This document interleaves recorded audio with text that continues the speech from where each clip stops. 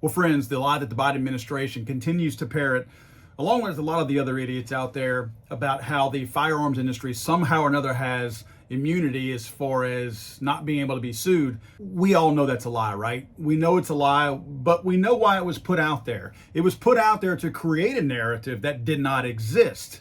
Any industry in the United States can be sued for negligence.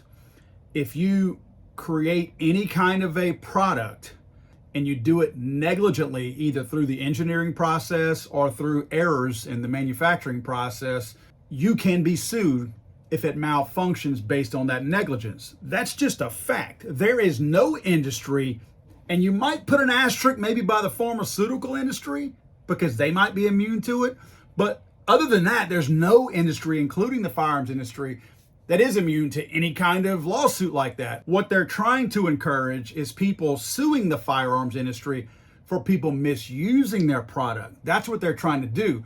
Well, there's no immunity there. There's just common sense there.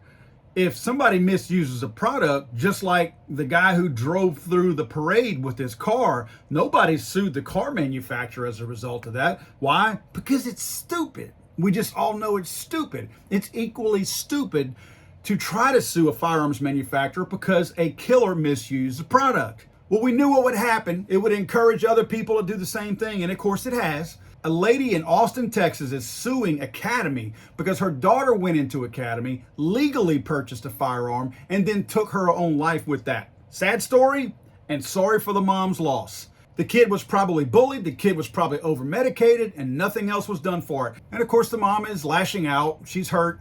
I get that. She's hired an ambulance chasing attorney to try to put out a frivolous lawsuit. They're suing for $1 million. The mom is claiming that Academy should have somehow seen signs of the girl being suicidal or mentally unfit. First of all, you are dealing with a minimum wage worker at a big box store. Let's make sure that we don't lose sight of the fact that you should be shopping mom and pop, because you're going to have people who are a whole lot more in touch with the business and have the business and firearms users' best interest in mind. Big box stores simply just don't have that, guys. I mean, let's just be honest here. And I'm not trying to pick on big box stores, but they are very much removed from that. The turnover rate that they have and the amount of expertise that they have of that person behind the counter selling that firearm is really, really low. I mean, let's just be really honest about it. So to expect that minimum wage worker who's probably been there for 2 days to be able to recognize signs of a potentially suicidal person is asking a whole lot. And putting way more pressure on that person than probably should be put on them anyway. But if this applicant filling out the 4473, the background check, checked that they were not mentally unstable, there is no reason for the company themselves to deny that person the sale of that firearm. And let's not forget that background check also went through an FBI check. So the FBI approved that too. You notice how she's not suing the FBI? The FBI ultimately is who approved that background check.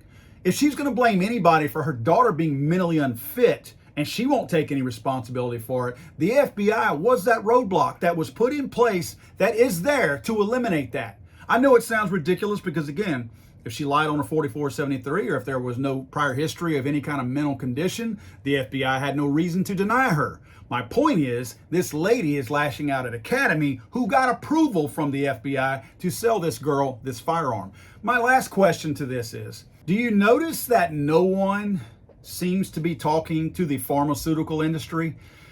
I was running some numbers. I'm going to be putting a video together on this very soon, and you guys are going to see this, and it's going to blow your mind. But I was running some numbers, and I came across some interesting statistics. A lot of times we talk about suicide, and we talk about suicide by firearm because about 50 to 59%, depending on whose numbers you use, of suicides, successful suicides, where the actual life was terminated, that's performed with firearms. And the reason why is because firearms obviously are a very violent way to end your life.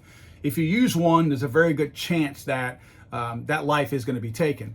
But firearms, even though they take the most lives, they are not the number one choice in suicide attempts. Did you know that between 60 and 75%, again, it depends on whose numbers you're looking at, between 60 and 75% of suicide attempts are done with medication?